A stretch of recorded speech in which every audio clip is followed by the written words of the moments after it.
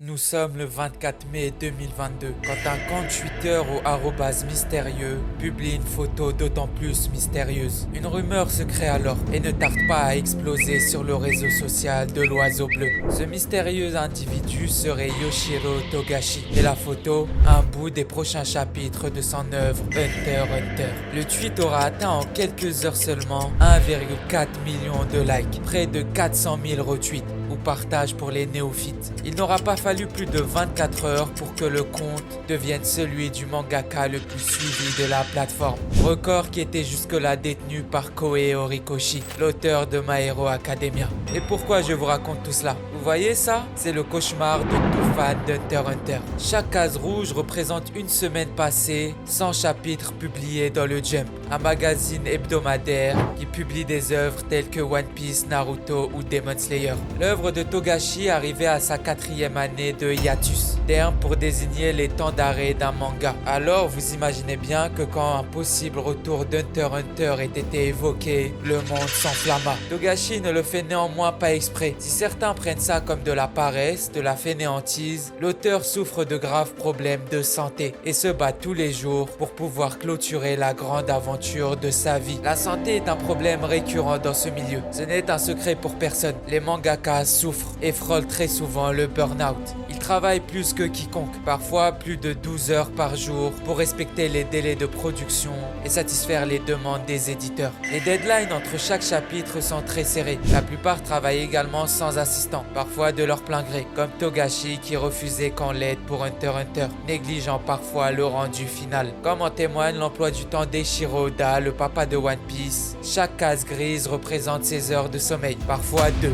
Parfois 5. Ou encore les récentes interviews d'Hajime Isayama, le papa de Shingeki no Kyojin, qui accusait les énormes pressions liées au court délai de publication. Alors si certaines personnes accusent par exemple le papa d'Hunter x Hunter de feindre la maladie afin de jouer à des jeux vidéo tels que Dragon Quest, une série qu'il adore, la réalité est tout autre. Dans la foulée de la création de son compte Twitter, il déclare que pendant 2 ans, je me suis retrouvé incapable de m'asseoir sur une chaise et j'étais même incapable de me nettoyer le derrière après un passage aux toilettes, tellement la douleur était insupportable. J'étais obligé de me doucher pour me nettoyer. Il rajoute que le moindre mouvement lui prend 3 à 5 fois plus de temps que la normale. Il a ajouté un croquis illustrant l'unique position dans laquelle il peut dessiner à l'heure actuelle. L'auteur ajoutera d'ailleurs d'adorables conseils, demandant à ses fans de prendre soin d'eux et de fléchir les genoux lorsqu'ils ramassent quelque chose. Cette déclaration fut la première fois où le mangaka parle aussi frontalement de sa maladie. Cela permet de faire la lumière sur l'absence prolongée d'Hunter x Hunter. Mais alors pourquoi le Weekly Shonen Jump offre une place singulière à cette œuvre? Si toute autre série se serait vue interrompue ou annulée après autant d'absences répétées, Togashi jouit d'une position particulière au sein du magazine. En plus d'avoir fait les beaux jours de celui-ci avec une autre de ses œuvres phares, Yu Yu Hakusho, Hunter x Hunter vend toujours, avec 36 volumes et plus de 84 millions d'exemplaires écoulés. L'œuvre est le 23e manga le plus vendu dans l'histoire, ajoutant qu'à chaque nouvelle sortie d'un chapitre, le public répond toujours présent. Alors, avant d'atteindre ce statut d'intouchable, le mangaka âgé de 56 ans aujourd'hui a dû passer par bien des épreuves. Une vie mouvementée, riche et atypique. Laissez-moi vous la conter, la fabuleuse histoire de l'homme derrière Hunter x Hunter. Avant ça, n'hésite pas à t'abonner à ma chaîne et à liker la vidéo si mon contenu te plaît. 27 avril 1966, dans la ville de Shinjo au Japon, un jeune garçon voit le jour. Comme un signe du destin, l'enfant qui prendra le nom de Yoshiro Togashi grandira au sein d'une famille propriétaire d'une papeterie. Le jeune garçon vit une enfance assez ordinaire et commencera le dessin assez tôt, au cours de sa première année de primaire. Passionné par l'art, Togashi décidera plus tard de s'inscrire au club des beaux-arts dans ses années lycée. Une fois son diplôme en poche, l'auteur s'inscrit à l'université Yagamata. On aurait pu imaginer qu'il souhaitait continuer dans les métiers artistiques, mais pas du tout, puisqu'il cherchera à devenir enseignant. Et lorsque l'on est destiné à quelque chose, nos chemins mènent tous à la même direction. Vous savez ce que c'est ça?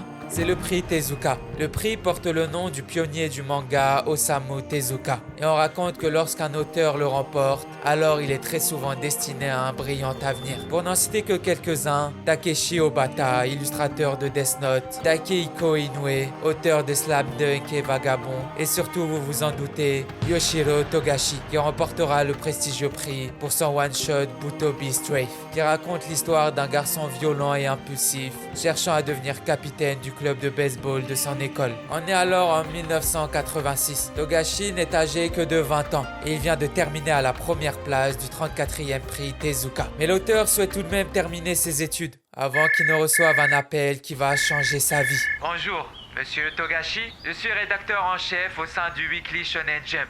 Et je souhaiterais discuter avec vous sur une potentielle sérialisation. C'était l'appel d'une vie. Togashi est actuellement dans sa dernière année d'université, mais décidera de renoncer à son rêve de devenir enseignant afin de se lancer dans la folle aventure du manga. L'auteur se mettra alors au travail. Sa première publication pour le Jump était un manga de courte histoire drôle, portant le nom d'Okami Nante Kowakunai, ou en français, Je n'ai pas peur du loup. Ça raconte l'histoire d'un jeune garçon qui se change en loup et est obligé de changer d'école régulièrement. Un jour, il tombe amoureux et fera tout pour que la jeune fille ne découvre pas sa double identité. Puis il se lancera dans la romance avec Tende Showaru Cupido, traduit par Cupidon pas tout à fait mauvais, qui raconte cette fois-ci l'histoire d'un fils de Yakuza descendant d'une famille d'obsédés. Lui n'était pas comme les siens. Alors une jeune démon fera son apparition afin de faire de lui un obsédé digne de sa famille, littéralement.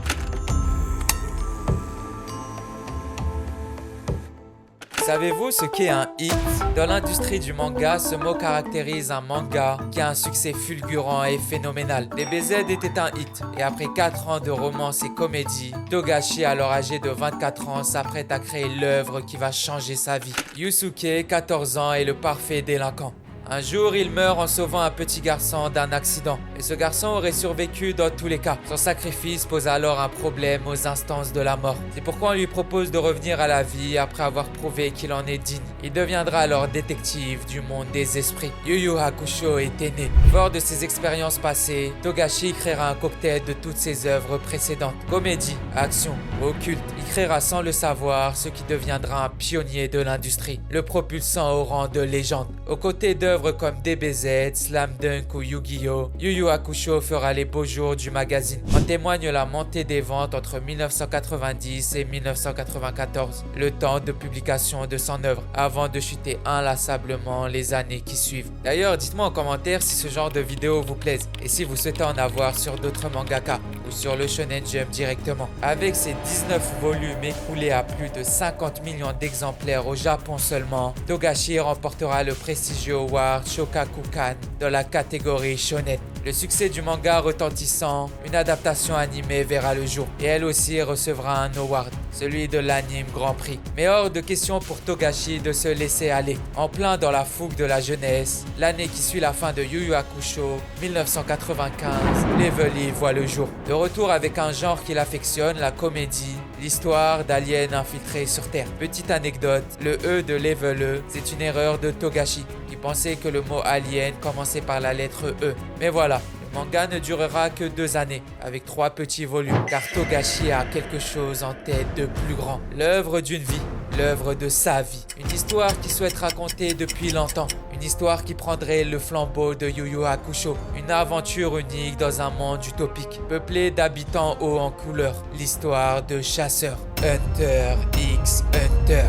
En 1998, Togashi dévoile au monde l'histoire de Gonfrix, un jeune garçon âgé de 12 ans rêvant de devenir hunter. Des citoyens d'élite autorisés à faire tout ce qu'ils souhaitent sur simple présentation de leur licence. Son père, qui ne connaît pas, est considéré comme l'un des plus grands hunters de son temps. C'est aussi pour le retrouver que Gon veut obtenir cette licence. Gon rencontrera alors différents personnages, aussi bien amis qu'ennemis, dans une aventure forte en émotions et en rebondissements. Le succès est immédiat. Généralement, un auteur réalise un seul hit dans sa carrière. Rares sont les élus à pouvoir créer plusieurs histoires différentes qui mettent d'accord les foules. Togashi en fait partie. 4 ans séparent Hunter x Hunter de Yu Yu Hakusho. Et aujourd'hui encore, 26 ans après son premier chapitre, le manga de Togashi déchaîne encore les foules. En grande partie grâce à son adaptation animée. Certains trouvaient le style de dessin de l'auteur pas à leur goût. D'autres mangaka talentueux de la nouvelle génération affirment s'en être inspirés, tels que JJ Akutami, l'auteur de Jujutsu Kaisen. La première adaptation animée de l'œuvre fera son petit bruit, et c'est le remake du studio Madhouse en 2011 qui propulsera Hunter x Hunter dans la stratosphère. Les ventes explosent et cumule aujourd'hui plus de 84 millions d'exemplaires écoulés. Quelque temps après le début d'Hunter x Hunter, Togashi trouve l'amour et se marie à Naoko Takeuchi, autre mangaka connu pour son œuvre Sailor Moon. Ils auront 2 enfants et tout semble aller bien pour Togashi, ou pas. À force de négliger sa santé, notamment durant les années où il travaillait sur Yu Yu Hakusho, pendant lesquelles il souffrait d'un stress énorme lui causant des troubles du sommeil et des douleurs thoraciques, le passé le rattrape et l'auteur se verra obligé de mettre en pause plusieurs fois son œuvre durant les 20 années qui suivent, parfois obligé de rendre ce genre de planche à ses éditeurs. À titre de comparaison, One Piece qui a débuté quasiment en même temps qu'Hunter x Hunter compte aujourd'hui 1076 chapitres. L'œuvre de Togashi, elle cumule 400 chapitres seulement, soit une différence de 676 chapitres. Mais peut-on vraiment en vouloir à l'auteur? Doit-il se tuer à la tâche pour complaire notre plaisir? Après le choc de la disparition de Kentaro Miura, le papa de Berserk, décédé à l'âge de 54 ans seulement, on se doit de réaliser à quel point le métier de mangaka est rude et pénible. Ce métier tue, alors mieux vaut que les auteurs prennent soin d'eux, quitte à ce que l'œuvre finisse dans 10 ans, plutôt qu'elle ne se retrouve orpheline. Togashi est tout sauf un fainéant. Il s'est tué à la tâche pour devenir l'un des plus grands de tous les temps. Il est un perfectionniste qui aime son travail et qui veut faire les choses lui-même, quitte à se passer d'assistant. N'est-ce pas honorable? Il veut garder une vision fidèle de son œuvre, véritable inspiration pour les auteurs de futurs hits du Jump, tels que Kishimoto ou Akutami. Il est sans aucun doute à la table d'illustres mangaka, tels qu'Akira Toriyama ou Takehiko Inoue. Alors soyons patients, on l'aura cette fin. Hunter x Hunter finira un jour. Tout ce que l'on peut souhaiter, c'est que Togashi prenne soin de lui et nous revienne plus fort. Bon voilà, j'ai tenté quelque chose de nouveau sur la chaîne. Et pour cette première story sur un personnage réel, qui de mieux que Togashi qui a eu une carrière riche et unique. Tu peux me proposer d'autres idées pour une prochaine vidéo et d'autres mangaka, sachant que je vous lis tous, vous êtes juste des cracks. Le montage et l'écriture m'a pris pas mal de temps aussi. Du coup, si tu peux t'abonner et liker pour me soutenir, ça me ferait grave plaisir. J'ai aussi commencé à live régulièrement sur Twitch, donc n'hésite pas à venir follow la chaîne. Il y a également mon Insta pour voir ma grosse tête, le Twitter pour me parler directement, le TikTok où je fais du contenu original et le Discord où pas mal de choses se passent en description. On se retrouve bientôt pour une prochaine vidéo. Sur ce, peace out!